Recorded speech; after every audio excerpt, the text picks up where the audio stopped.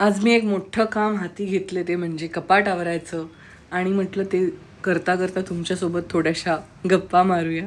कारण काम काही पटकन आवरणारं नाही आहे. माझी सवय आहे की मी कपाट आवरून ठेवते आणि मला काही वस्तू नाही सापडली की मी लगेच पसारा करून निघून जाते आणि मग ते खूप भारी पडतं मला. तर आज ते करता करता एक गोष्ट माझ्या डोक्यात आली.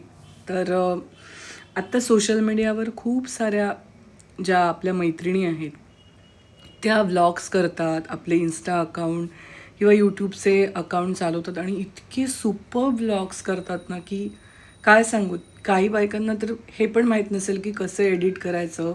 म्हणजे सुरुवातीला कसं एडिट करायचं, व्हिडिओ कसा शूट करायचा, काही माहीत नसतं. तरीही इतके सुंदर व्लॉग्स करतात ना, बघून मला खूप छान वाटतं.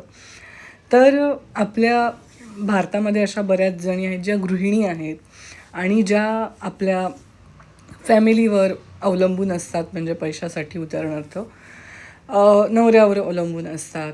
तर त्यांच्यासाठी म्हणजे मला एक असं डोक्यात आलं, की साधी मिरचीसुद्धा घ्यायला जायची असेल तरी नवऱ्याकडे पैसे मागायला लागतात. तुमच्या साडीची पिन घ्यायची असेल तुम्हाला, तरी तुम्हाला दुसऱ्यांकडे पैसे मागायला लागतात. हे ॲक्च्युली थोडं वेगळंच वाटतं. पण प्रत्येक माणसाकडे ना एखादी तरी कला किंवा एखादा असा गुण असतो जो खूप भारी असतो. म्हणजे एखाद्याला मेहंदी काढता येत असेल, एखाद्याला कुकिंग चांगलं येत असेल, एखाद्याला चांगलं गाता येत असेल.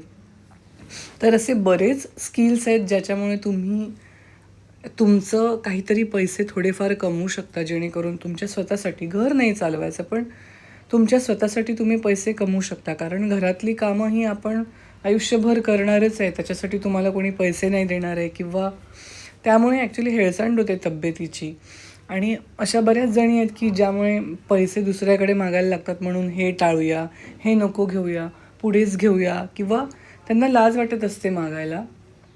तर अशा महिलांनी आपलं म्हणजे काहीतरी आपलं थोडंफार इन्कम रोजचं होईल असं काहीतरी नेहमी म्हणजे करायला पाहिजे.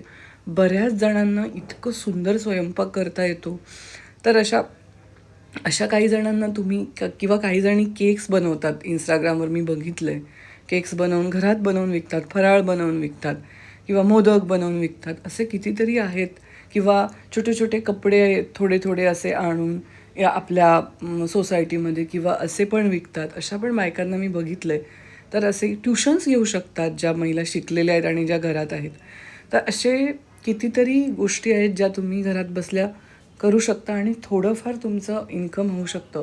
म्हणजे हा विचार मांडायचं माझ्या डोक्यात का आलं सांगते, की मी अशी बघते काही उदाहरणं जी पूर्णपणे नवऱ्यावर अवलंबून असतात. सतत मागे-मागे फिरत असतात त्यांच्या. पण असं बोलू नये, पण पुढे जाऊन त्यांचं काही बरं वाईट झालं किंवा काही झालं तर ह्या काय करतील?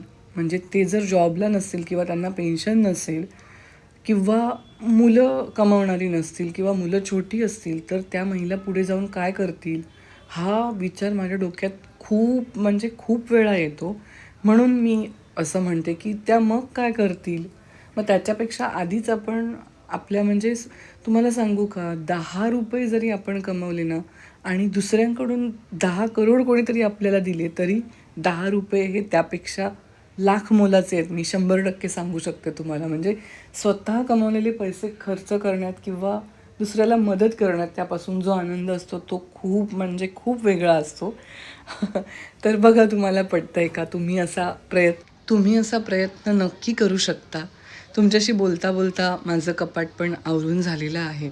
अजून एक गोष्ट, Instagram, YouTube हे खूप छान माध्यम आहे. त्याच्यातून बऱ्याच गोष्टी तुम्हाला ज्या माहिती नाहीत त्या तुम्हाला शिकता येतात. व्हिडिओज बघून बघून सगळं करता येतं. काही जणांना तर व्हिडिओ कसा करायचा, एडिट कसा करायचा, काही माहिती नसतं. म्हणजे मोबाईल कसा पकडायचा हे पण नसतं माहिती. ह्या सगळ्या गोष्टी तुम्हाला YouTubeवर मिळतात. त्या तुम्ही बघून तुमचं काम करू शकता. तर तुमच्याशी बोलता बोलता माझं काम झालेलं आहे आणि आता मी कोबीची भाजी करते. कधी-कधी आपल्याला खूप घाई असते. जेव्हा भाजी ढवळायला किंवा भाजी वाफवायला वेळ नसतो, तेव्हा मी असं डायरेक्ट कुकरमध्ये भाजी चिरून फोडणी घालते आणि ज्या भाज्यांमध्ये खूप पाणी असतं त्याच्यासाठी आपण पाणी बिलकुल कुकरमध्ये टाकायचं नाही. विदाऊट पाणी भाजी शिजून येते वाफेवर. हे बघा मी अजिबात पाणी टाकलेलं नाही. थेंबर काय होतं ते टाकलं. तर काही भाज्या सुक्या असतात, त्यांना थोडंसं पाणी आपण टाकू शकतो. भाजीच्या 2-3 शिट्ट्या झाल्या की भाजी रेडी होते. नंतर तुम्ही खोबरं किंवा काय तुम्हाला वरून कोथिंबीर टाकायची असेल ते टाकू शकता. तर मी भाजी केली, पीठ मळून घेतलं आणि छान छान चपात्या केल्या.